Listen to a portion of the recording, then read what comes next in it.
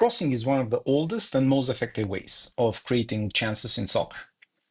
Whether it's a low ball whipped across the box, a deep delivery on the far post, or a clever cutback, the cross is often the moment that separates average teams from the dangerous ones.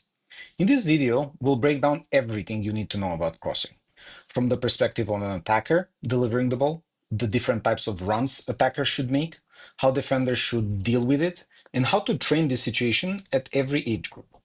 As always, there will be drills I recommend for practicing at various levels and age groups. Part 1. The role of the crosser.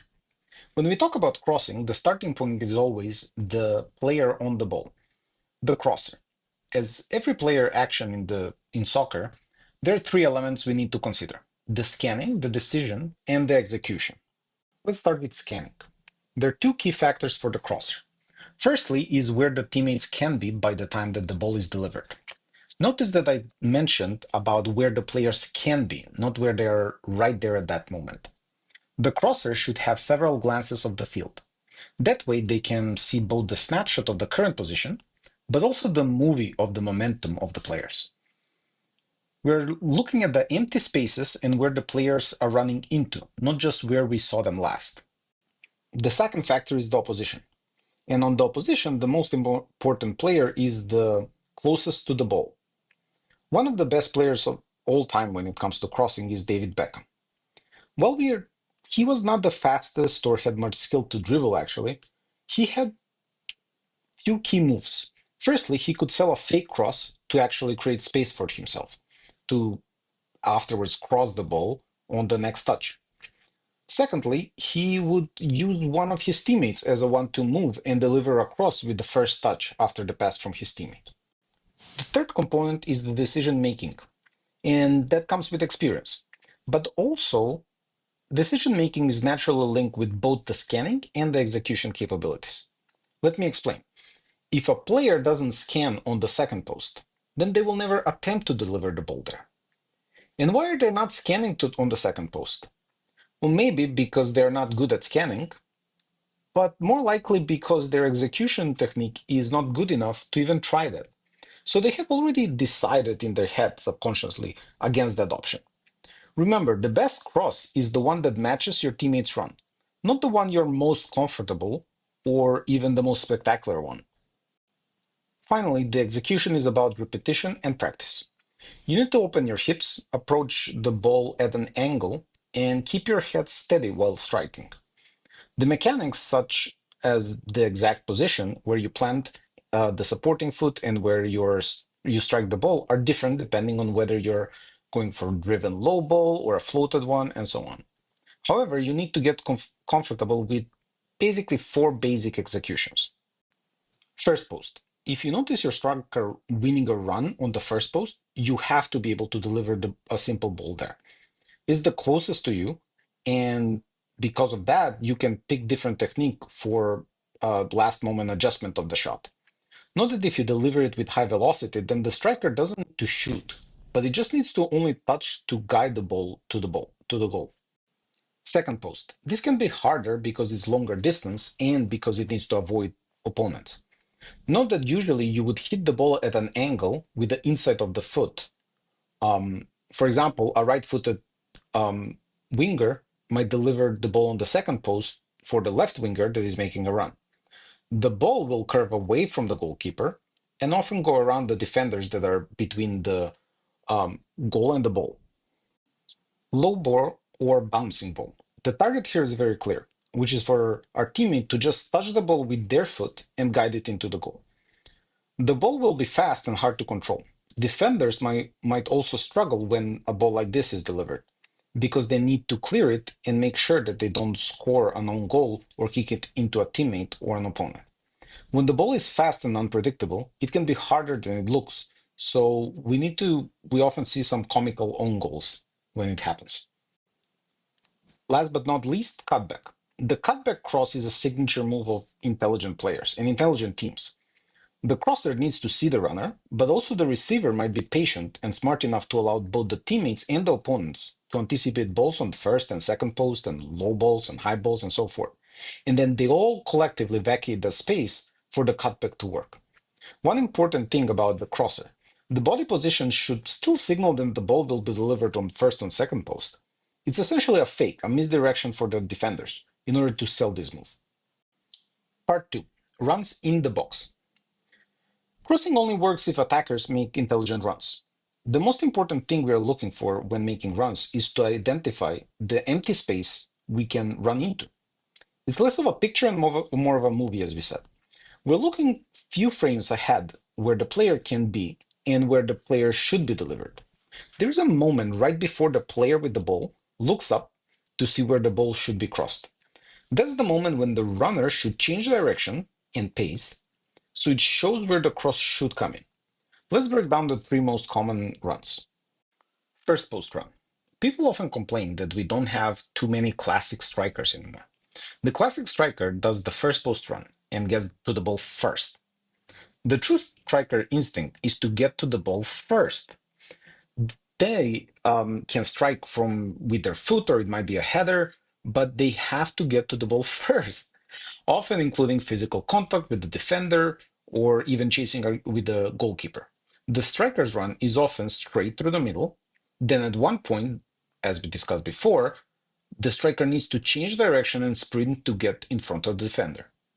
That special moment is when the striker notices that the crosser is ready to cross and has lifted their head up. So the striker starts the sprint to signal to the crosser where to get the ball. Now the second post run. The second post run is actually more interesting. It can be that the striker, but more often the opposite winger or a late arriving midfielder, is making that run. The run often has two phases. First step is to stretch the defense by running further from the ball. The second step is to run into the ball when it's crossed, often opposite from the first run. The defender won't have this momentum because it just stayed there and would be relatively static, so the runner can get to the ball first. Again, in this case, that runner has to get to the ball first. And number three is the cutback zone run. We briefly touched on this earlier when talking about the crosser role. Let's look a little bit more from a runner point of view. The two important parts of this run are the empty space and the timing of the run. The empty space is created both by the attacking players who run on the first and second post. And if the striker didn't make the first post run, both the striker and the defender will occupy that empty space, which is not going to be empty, where the cutback should actually happen. Same goes for the opposite winger on the second post. The second important point is that there has to be a run with a change of direction and pace. If the run is by an attacking midfielder, it goes from outside of the penalty box towards the penalty spot. If the run is by the opposite winger, it can be a dummy run on the second post and then a cutback towards the penalty spot. We're talking about penalty spot, but what we are really looking for is that area between the two defensive lines, the defenders and the midfielders. The holding midfielder often drops back to help the defenders, which leaves that area wide open. Part 3, the momentum. Together, these three runs force defenders to cover the entire width of the box, making it much harder to defend. I want to make one more point, and that is about momentum. There are essentially three general states: players running towards the goal, standing still, and running back. Say there's a counterattack, and our winger has the ball. Both the attackers and the defenders are running towards the goal. All types of runs can work in this case, but choosing the perfect one will depend on the situation. For example, if the player are outside of the box, then when I'm crossing the ball, I will try a low cross so that somebody can run into it and have a shot. If the players are closer to the goal, I will have to pick between crossing on the first post or the second post. And if a player is still running and hoping for a low cross in the 6-yard box, I will either do that or look for a cutback, because the attackers have moved the defensive line so low. Now let's say I failed to cross the ball for whatever reason. Maybe my defender blocked me or simply prevented me from crossing the ball. My teammates have slowed down and stopped, same as the defenders. If I try to cross the ball at that point, the teammates are likely outnumbered, have no momentum, and some of them might even be stuck in offside. Two factors can change this thing. Firstly, a good cross can fix that, either a very strong ball or a bounce ball close to the goal, or a precise cross that will float above the heads of the defenders and land right in front of it for the teammate. Secondly, the crosser is close to the goal line, when there's virtually no risk of offside. This is how corner kicks often look in a game. Everybody's static, and there's really no offside because the ball is all the way at the corner, meaning at the goal line. Finally, let's assume that I have made a fake cross, then switch to my other foot and plan to cross. The result is that defenders are actually regrouping, starting to push up, creating an offside trap. Doing a cutback cross at this point is usually useless because the momentum is going against us. Doing a regular cross usually results in an offside.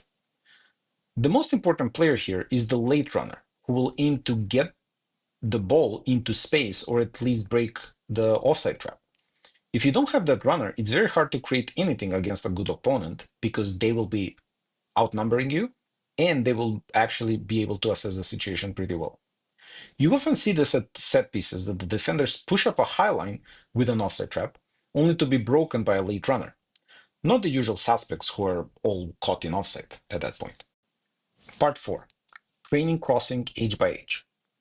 How do you introduce this in training? Let's go step by step. And we're starting with ages 6 to 9. No heading and just very simple finishes. Start with a low ground crosses. The drills can be 3v1 in a wide area. Wingers crosses, striker finishes with the inside of the foot.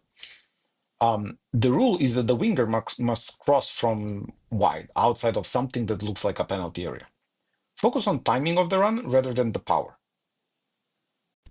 Ages 10 to 12. Introduce aerial awareness, but still minimal heading. Add bouncing crosses and whips. Players can start practicing attacking different zones of the box. Encourage players to recognize when to cut back versus where to play across the goal. At this age, cutback crosses already work pretty fine. So really, the three options that are there at that point is the low on first post, low on second post, and cutback. If the striker goes on first post, the second winger is ready for second post or cutback. If the striker waits, then the second winger makes the run. Ages 13 plus is when you introduce heading and more complex patterns. Now, heading is not just legal, but also much safer to introduce at this point. Practice timing jumps and attacking the ball at the highest point. Add more defenders to simulate real game pressure. The drill should be simple: 4v2 crossing and finishing. So one crosser, three attackers to catch the ball, and two defenders, but also a goalkeeper. So slow, high balls are not really going to work that well for the crosser, just in a real game. And at the advanced level, for professional, the professional clubs today have dedicated coaches only for set pieces, which of course are just one aspect of crossing. The main thing in the advanced level is the flow and the timing. Things are executed at full sprint and things are well coordinated, such as fullbacks overlapping, midfielders arriving late, wingers rotating inside. There is wide crossing, but there is also crossing from half spaces, trying different types of crosses, different kinds of runs, and with different momentum. Clearly, we won't be able to get into the details, but just imagine of all the complexity that happens in a game, and it's never stopping of how things should move and what the results are. And part 5 is the defensive side. While this video focuses mostly on attacking, you can't talk about crossing without mentioning how to defend it. Goalkeeper is one of the most important people in the for the defensive side. It needs to command the box. Coming out for a cross can kill the danger before it even arrives, but it has to be well timed. The goalkeeper has to do the most communication and be the most vocal person in the box. Otherwise, other defenders won't know which one to follow. The defenders are, of course, as well very important because they are the ones clearing most of the balls. The near post defender must block the most dangerous run and don't hesitate to kick it out of for corner. Central defenders takes the striker in front of the goal and often should care more about not conceding than intercepting the goal. What I'm trying to say is that if they must prevent something, they must prevent the striker from getting the ball first and foremost. Let the other teammates worry about the ball. They stay with the striker.